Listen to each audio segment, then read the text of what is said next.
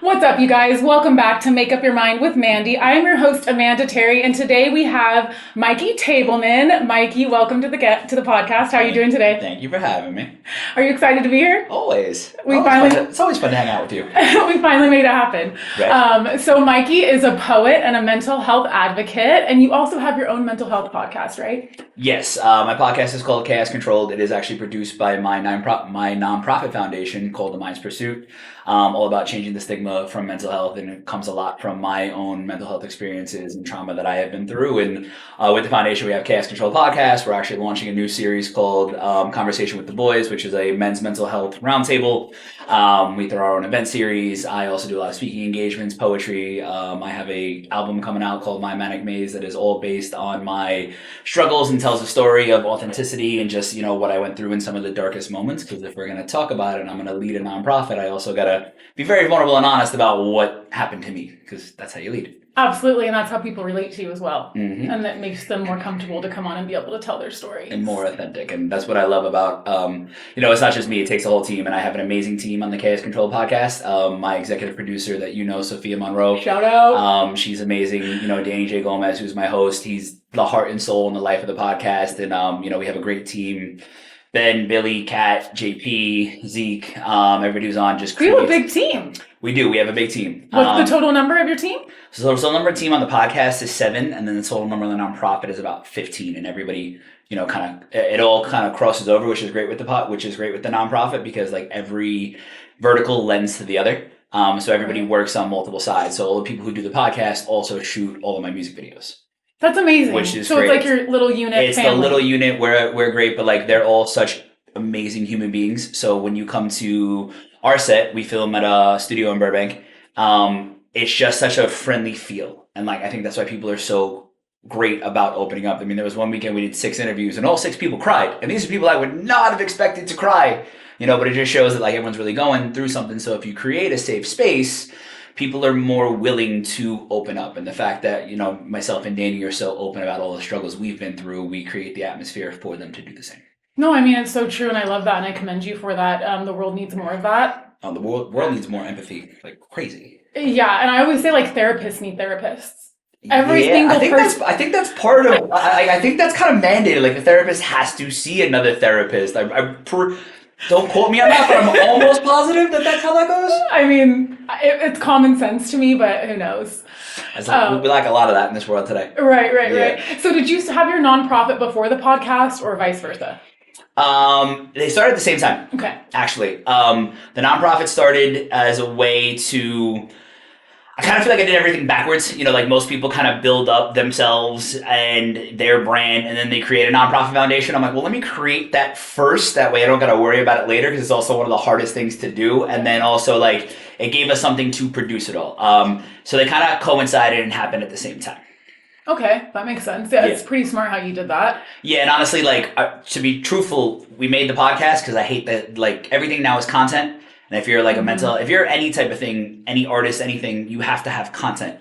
And I hate doing this with the cat. I'm older now. Welcome. I'm in my late 30s. Like doing that was never a thing. So I'm like, let me just create a podcast to have all these wisdom things that I'm going to say and what we're going to talk about. That way, it's built-in content that I don't have to sit there with the phone and talk like. And it's your real life, so you don't have to like pretend. You know what I mean? Yeah, it's more authentic. And like when I do this, like I get caught up. But like if I'm just like this, it's just a natural flow, and I'm not thinking about it, and it's a whole different dynamic. Okay.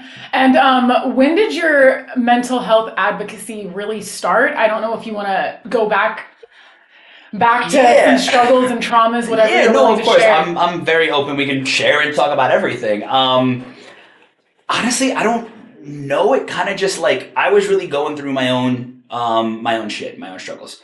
Am I allowed to curse on here? Yes, I was just telling you. I should have told you that it's okay. I was going through my own like mental health struggles, and in 2018, I had a suicide attempt, and that's when I really opened up to everybody about what I was going through. And then through that time, I went to a facility called the Choice Center in Las Vegas. Did a couple of weeks out there, just kind of getting myself back together and realizing where a lot of the trauma was coming from in me. And then from there, people started to talk to me a little bit more. And then once the pandemic happened, that's when it all really started to kick in, because I feel like a lot of people experience anxiety and depression for the first time ever. And everyone's like, didn't know what to do. And since I'm very open about how much anxiety I really go through, I had a lot of friends reach out. And I actually ended up like, quote unquote, life coaching during the pandemic. So if you were my friend, you call me, we could talk. But then like, hey, I got another friend who wants to talk and another friend. And then I realized I was spending my entire day on the phone with people. I'm like, well, I got to make some fucking money here. So might as well, yeah. Yeah, because but it's really hard for me to like, because when I think about my nonprofit and everything I'm doing, I don't put money in the forefront, because that's not why I do it. Like, I actually want to make a difference. But then the people that I work with, like, no, there has to be a business side to this. I'm like, all right, well, you guys can handle that part, because I don't really care. They're like, no, but you got to pay your bills. You got to make money. Like, you put a lot of time and effort into this. You spend your own money doing it. So I'm like, all right, cool. We'll create a business side. So I did start charging people that I didn't know. And then it's like, all right, we'll do an hour session, and it ends up being 2.5, 3 hours. And it's just like, you just want to help people. But I saw so many people dealing with anxiety for the first time and just didn't know what to do. And, we were never taught as kids how to handle this. I love everything that you just said, and I can relate to that. I think that the pandemic and during 2020, I think it changed or transitioned from mental illness to mental health. It became acceptable. Mm-hmm. And I agree with you 100% on seriously everything that you said, because 2018 was a really hard time for me as well. I had, just lost my dad. And then so when the pandemic hit, it just made it so real that he really wasn't here. And I didn't want to be here. Like, I wasn't going to physically do anything to myself, but like mentally I was done. I did not want to be here. So that's actually how I created this podcast, was during that time. So we were like both doing the same thing at the same time. Well, I think because like for everybody, like the world stopped, right? So like before that, I still do, I run VIP services for music festivals. I'm not as involved as I used to be, but back then I was like really, really in it. And I was on the road 250 days out of the year, touring different cities all over on a crazy, crazy schedule. So like, I didn't have the time to just stop and be like, and let everything catch up and feel everything, because I was always so on the go. Serving.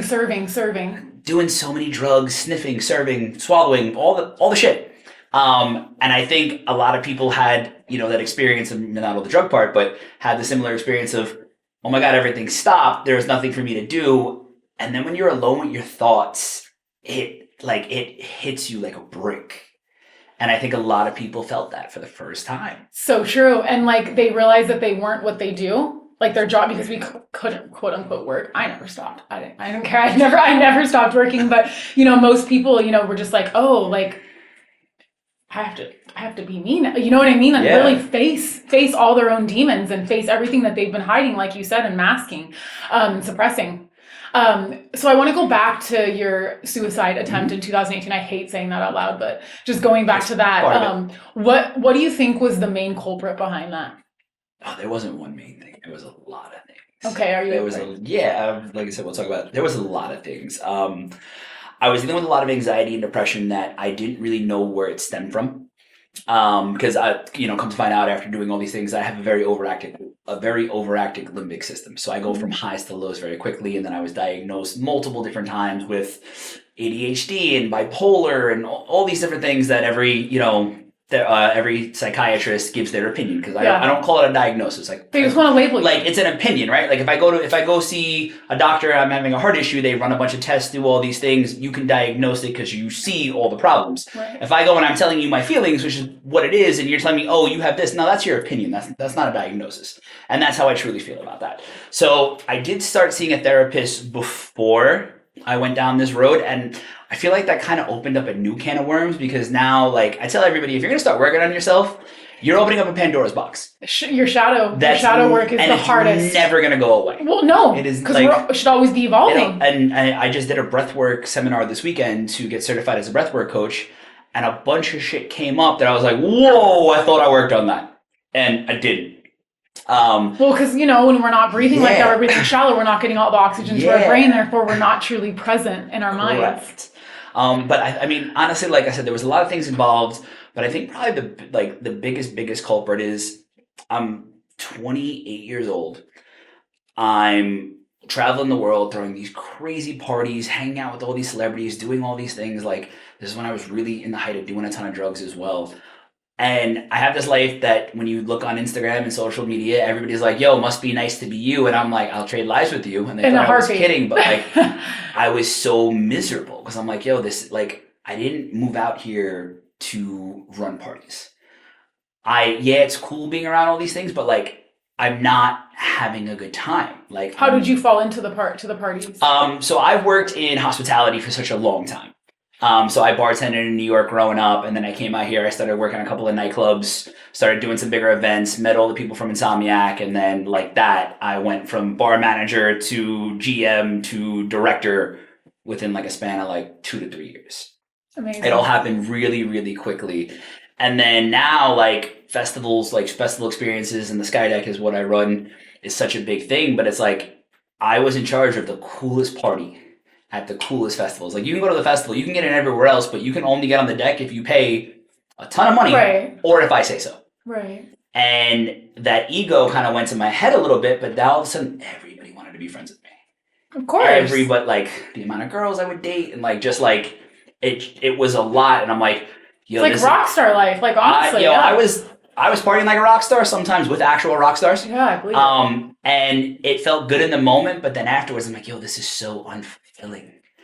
And I was in a toxic relationship. I mean, I don't even want to call it a relationship, situationship. At that point, I was doing a ton of drugs at this point, and it wasn't no more for fun. It was just to get through the day, and everything that I kept on suppressing for so long, it just finally imploded. Like I wasn't talking to anybody about what I felt like. I'm like, oh, everybody has this image of me. I need to keep that. Like I'm a perfectionist. That's one of my childhood traumas that I've come from. And I was like, all right, well, I have this image that people think my life is perfect. I have to maintain that. And that which was is the death. Not attainable whatsoever. No.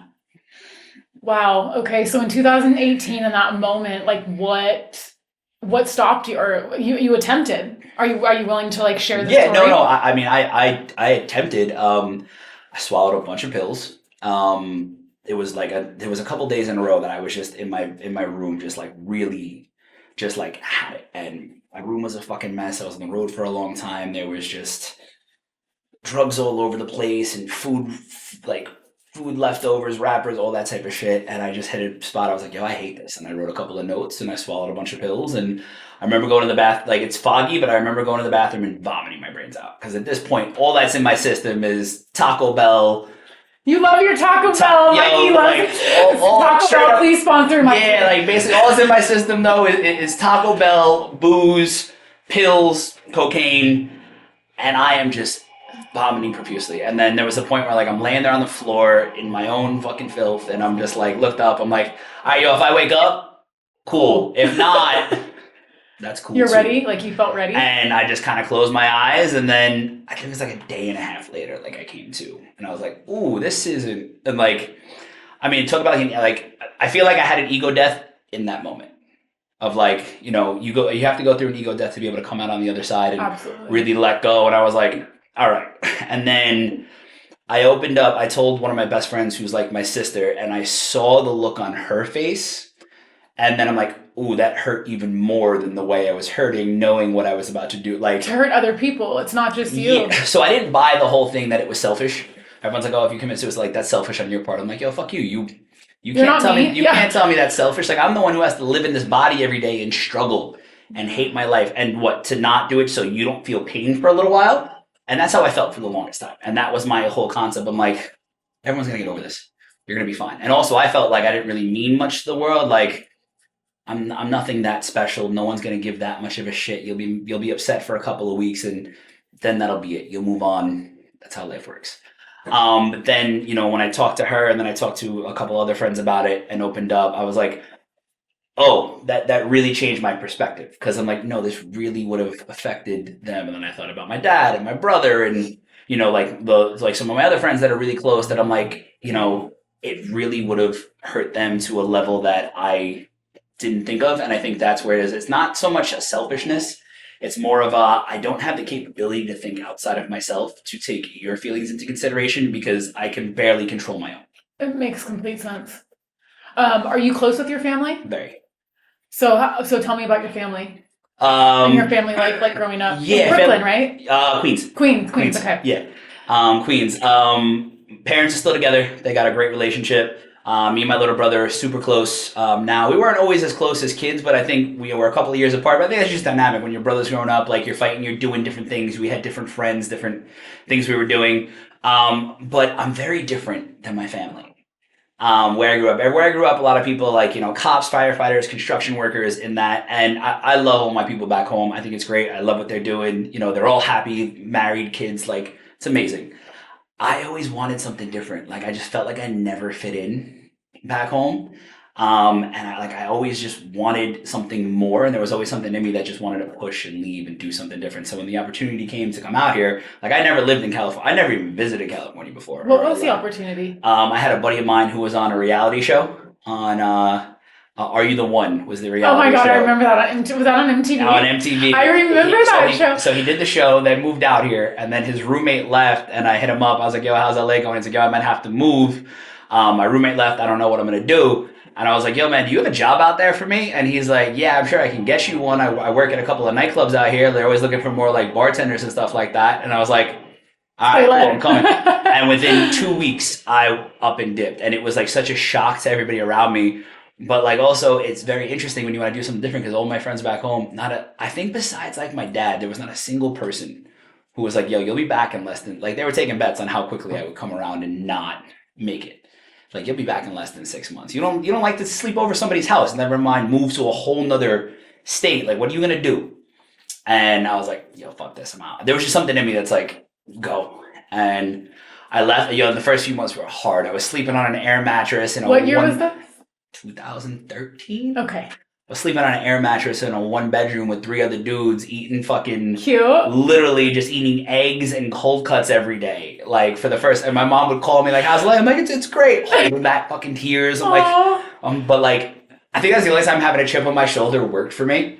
Cause I was like, I don't give a shit. I'm not like, there's no way I'm going back home and letting everybody be right. Fuck that. No. And now here I am almost 13 years later and I can bitch about my life, but I live a pretty cool life and I've done some really cool things, have some crazy stories. I'm venturing into the next chapter of my life that I'm very excited about with the nonprofit, with the album coming out. We're working on finalizing a book deal for the book that I wrote and just kind of being this mental health advocate speaker. It's something that I always want. Like I feel really comfortable just here talking to you or in front of a ton of people talking and performing. And it's just like, it just feels really natural and really right.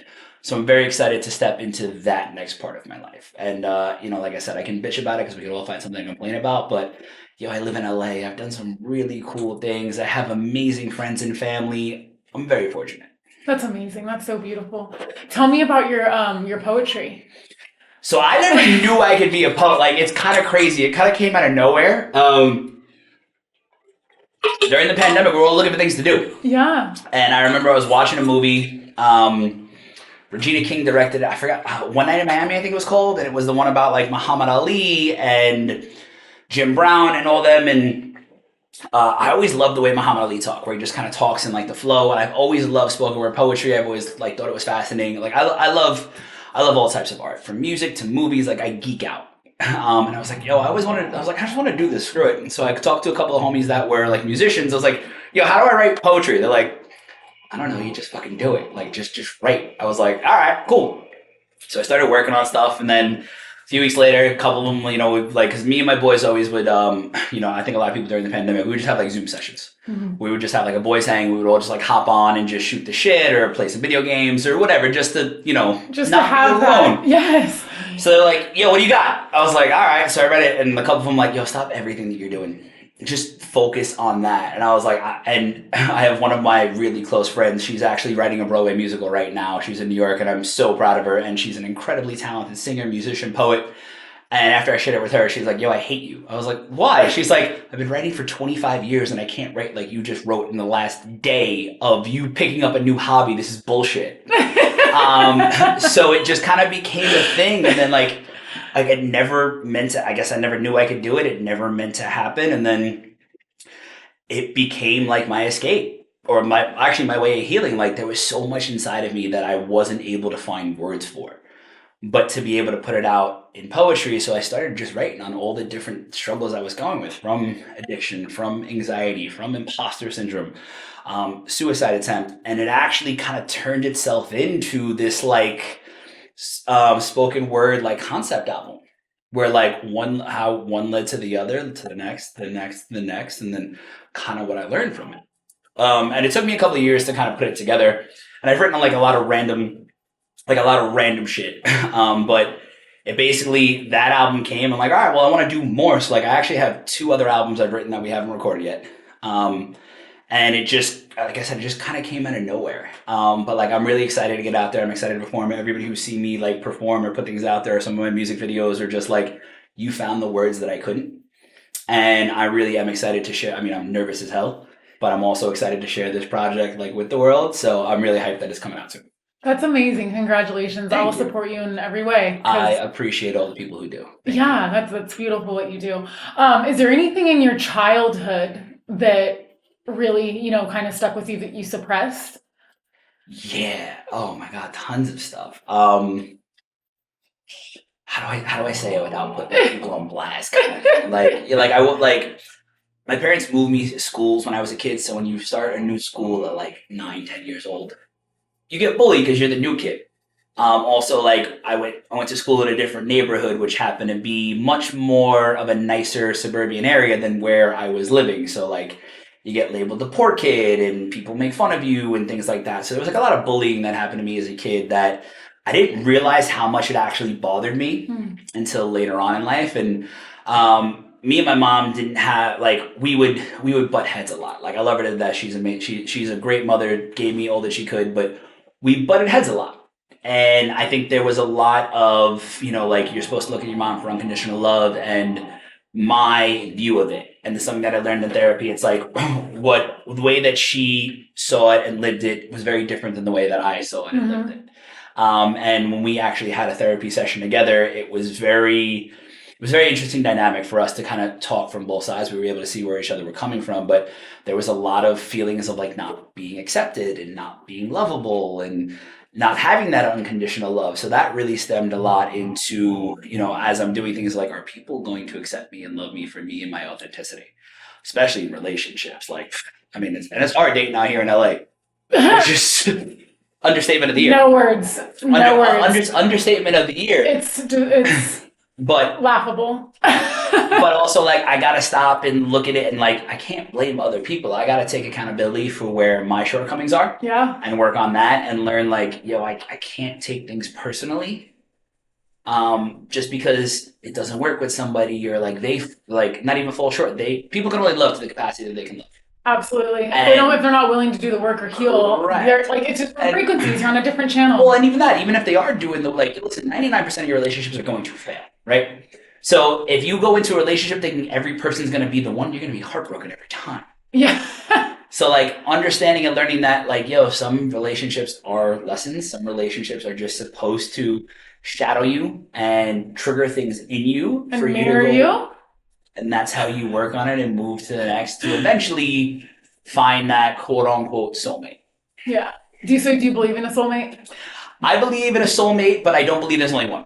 I believe that when you're in different frequencies of your life, right? Like there's getting into the woo-woo side of things, as people like to call it, but it's one of my favorite things to talk about, is that you said the word frequencies, right? Yes. So we all operate on a different frequency. And yes. I believe that there are different versions of you based on the choices that you make. There's a show on Apple called Dark Matter that I absolutely loved, and it shows like every decision you make can kind of open up a whole other realm of life. So I believe that there are certain decisions I made that put me in certain frequencies, that there is a different person for each part of my life that I'm at. So if I settled for this part of my life, if I said, you know what, I don't want to chase this dream, I'm okay with letting it go, I just want to be in hospitality, I want to do that, there'd be a person for me who works in that capacity, in that realm of life. But because now I want to go this whole other route, well, I'm going to meet somebody completely different who may be in the arts and maybe in the nonprofit sector that I would have never met. So I think it's just the type of life you decide to lead and the type of frequency you're on brings you to a different place. So like I feel like I've met a soulmate or two along the way that I'm like, if I stayed here, I can see how I end up with this person. But because I want more than this isn't gonna work. Yeah, that's emotional maturity. And a lot of people, like they don't want to face that. They want to shut it down. They're suppressing, Yeah. you know what I mean? They don't want to face themselves. And a lot of times in dating, well, almost all the time, you're mirroring. So it's like when you can date somebody and then they can bring something out in you that you're not ready to talk about or deal with. And so they run and hide and you Yeah. think it's you. It's like, Well, I also think it's how you view it, right? It's like, my last relationship was about 3 years, and I have nothing but good things to say about her. She is an amazing human being, such a light.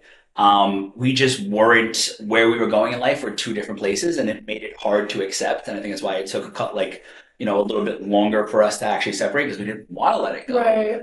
But it's like we were going completely separate ways. But it was the maturity of like, hey, I got so much love for you, and I want to see you happy, even if that's not with me. And like, you always hear people like, oh, my ex is crazy. It's like, all right, well, it takes two to be crazy, right?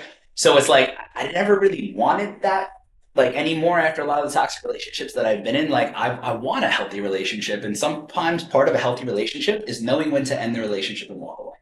Yeah, absolutely. So I think it was the healthy thing we did, and now it's like, okay, well, you need time and distance to see if you can one possibly come back together later on Because where timing you is match good. or you grow as different people. But I have nothing but love for her as a human being.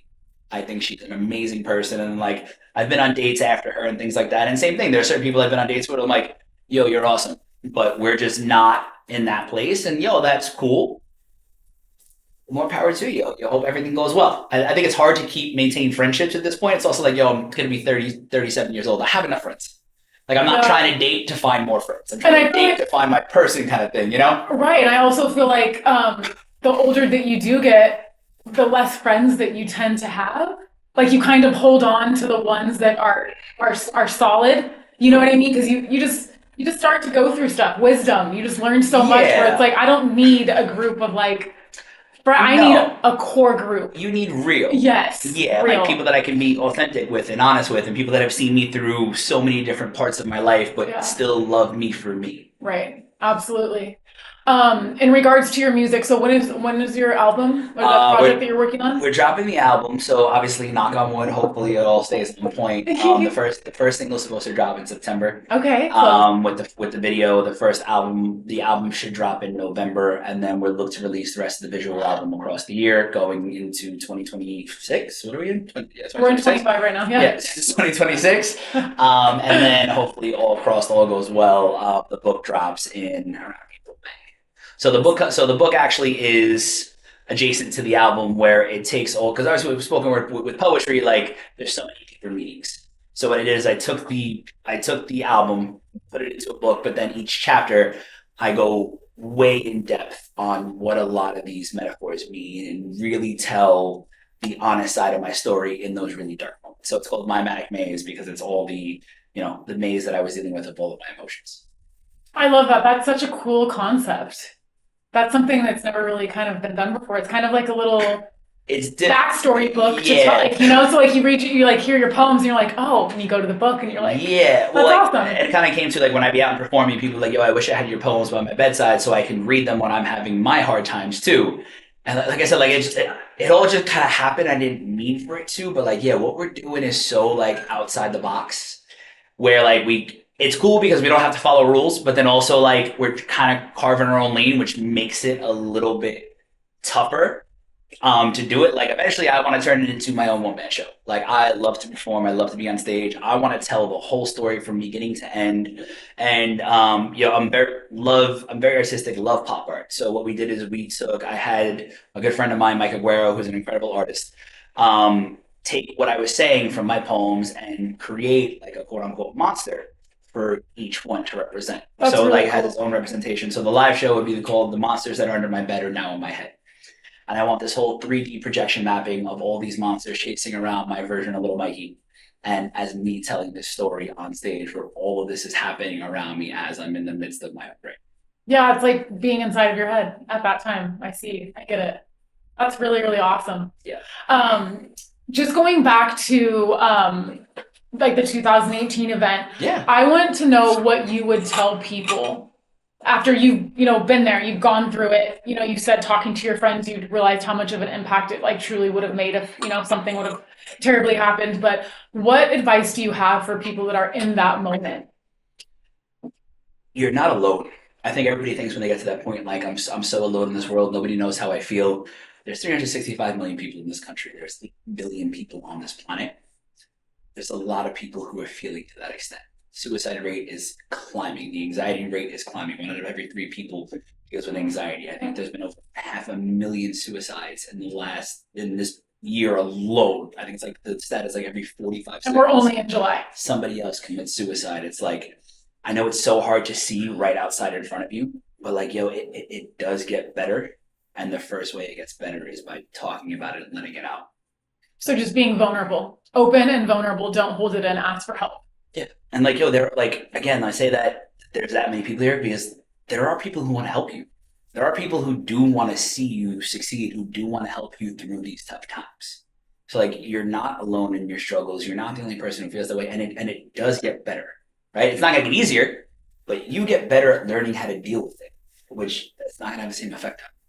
And granted, I can say it all I want because it's really hard for somebody who's in that place to get it because they're not feeling it. All they're feeling is the pain. So I guess it's like, you don't have to live in that. Like that would be the thing I'd say the most is you don't have to live in that pain. That pain is not forever. It is temporary, right? Like this too shall pass. I love that. I always say turn your pain into power, like turn it into Alchemize it. Yes, absolutely. Like that's a part of energy that's within us. You just have to transform it into something positive or 100%. you know what I mean, rather than just loathing. I think it takes a little bit to get to that point. Of course. Because I had to go through like, I mean, I'm still in therapy. I'm a huge advocate for therapy. Yeah. I think everybody should do therapy. But it took a lot of therapy. It took a lot of healing. I mean, in 2023, I checked myself into rehab. Because I was just really, I actually had a negligent psychiatrist who put me on all the wrong medications. That's why I have the whole thing about the opinion. Perfect. Which really fucked me up. But then because I was on such a, like, my brain overproduces dopamine because I have an overactive limbic system. That they were saying I was bipolar, that I was producing not enough dopamine. So they were giving me more medication. So I was producing about 4 to 5 times the amount of dopamine and serotonin a normal human being should produce. Medication just treats the symptom. It's not a cure. It does not, nothing. So like I was shaking 24/7 just on this high. So I was taking so many pills, smoking so much weed. Like my day would consist, I was living like this for like a good year and a half, 2 years even. I'd wake up, smoke 3 blunts. I'd smoke 40 to 50 blunts a day, 400 to 500 milligrams of edibles, ripping a dab, throwing back oxys, Xanax, whatever I can get my hands on, and that was my day. And I was still functional. Like I'm still running massive music festivals, high out of my fucking mind. But it's like I wasn't doing it to get high. I was doing it just to balance and to be able to be functional. So I completely forgot where I was going with that, but. So that was in 2023 where I was like, I needed the help. Oh, this is where we're going. I was like, I needed the help. And I had to understand that the rest of that year was about healing. Mm-hmm. It wasn't about trying to turn the pain into power and try to create something. We put the podcast on hold. I put the writing out. Like I did the writing as a way of healing and getting things out, which then I was able to turn into more pages in the book. Right. But the whole concept is like, you have like, healing takes time. It's not linear. And you have to give yourself grace and time to heal. And not every day is going to be a good day, and that's okay. Yeah, you have to be kind to yourself. Which is so hard to do. I always think you have to feel it to heal it. Yes. And that's the scariest part because most people don't want to feel it. It's like nobody wants to do the work. They want to win. They want to, have the end game be grand and everything. But it's like, well, how do you get there? You have to do the work. You have to do the work. And I honestly think the reason why the dating world is so messed up is because nobody's working on themselves. Yeah, there are the people that are, but then there's the people that aren't. So it's like you have to be the best version of yourself and work on yourself and evolve in order to be good and better for the world. Correct. I mean, I think social media has a lot to do with that too. In a negative way or a positive? Yeah, negative way. Like comparison theory, and there's always somebody better, or like how many people think that guys view women a different way because of what they're posting on social media, or if they have an OnlyFans, or if they're a bottle girl, or if whatever it is, and then women look at Judgmental. men differently as to what the things they are saying. And it's like, I think social media shows us the extremes. We see the 1% of the people that 1% of the women that say men ain't shit and you need to provide everything for me. And then you have the 1% of the guys that are either saying women are awful or are the ones with all this money gallivanting all over the world and creating this unrealistic expectation where it's like, I think we're showing the extremes. I think there are a lot more people in the middle that are wholesomely looking for love and want somebody to be their partner in person. That just isn't what gets pushed out there. So a lot of people are comparing themselves to the extreme 1% on both sides. Correct. And a lot of people that are online or what have you, like they may not be happy, but they just look happy. Oh, the highlight reel is great. I mean, like, yo, if you go look at my social media, you're thinking, yo, this guy, like, and that's where I was struggling so back for the day. People like, yo, like, friends back home, people like, yo, what are you complaining about? I just saw you out at a club at 3 a.m. with this DJ and all these beautiful women around you, and you're on a yacht, you're on a private jet. What do you got to be sad about? I'm like, a lot. There's a lot I'm fucking sad about. I'm crying on that private jet. Like, yeah, like it's like money and all that. It truly does not make you happy. You have to make you happy. You are the only one that is going to make you happy because you're with yourself every day, all day. Like, and when the yacht goes away, and when you go home, like we say, we're in the chaos all the time. But then we go home and it's crickets. It's like, oh my God. Yeah. You hear and you're just like, it's a lot. Yeah. It's a lot. You really have to know how to, place things and know when to, filter the thought, let it go through, feel it, boom, and then push it away, move on. Yeah. And I understand the concept of like all of us needing money and especially as a woman in your feminine energy, you want somebody to take care of you, right? So having money, money doesn't buy happiness, but it damn sure helps if you have it because then there's a security and a safety. And I understand why women in their feminine energy and a man in a masculine energy wants to have that to be able to provide. So the whole thing that like money doesn't matter, I don't agree with. I do think it is a little bit of bullshit, especially with today how much everything costs. Wanting to get to experience life and things along those lines, where it's like, especially like living out here, like we live a certain lifestyle that's different than most people. Right. So it's like if I end up with somebody, it's like, yeah, I want somebody I can travel the world with and go experience all these cool things with. Right. Well, how do I do that? Well, I need to have money to pay for it. Agreed. And on that note, I advise every single female out there to make your own money. Make your own money first. That way you don't have to, depend. We have to take care of ourselves first. And yes, it's great to have a partner and to share things, what have you. But I've always been the type of female where I've always made my own money. Yeah. Always made my own money, and that can be intimidating to some males. I can see that too for some of them. But it's like until like that partner comes along and we have like a certain conversation, however we want to do things, I have no problem, having a meal ready for my guy when he gets home. You know what I mean? But I need to be treated right. Yeah. I need to everything. You know what I mean? It needs to be a good, healthy relationship. Yeah, I still want to have my own thing. I still want to do my projects and my passions and all that. I don't want to just be home alone, because there's some men that expect you to be like the housewife and they want to make the money.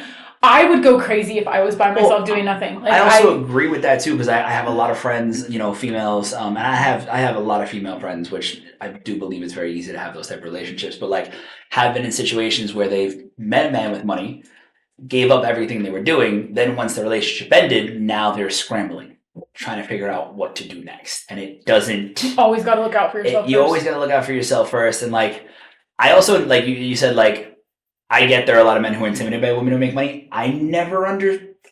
Me personally, I can never grasp that concept because I'm like, oh, I got a girl who's a badass and goes out and hustles and does her thing. That's attractive to me because I am somebody who's always reaching for a goal and always hustling and always wanting to do things. It's if you have something you're living for and you're doing passionately, money's the byproduct. Absolutely, because you're fulfilled living the dream, and the money follows. And the money follows. So if that's the case, it's yo, that's dope. That means she hustles. That means she works. That means when times are tough, you're not trying to figure it out by yourself.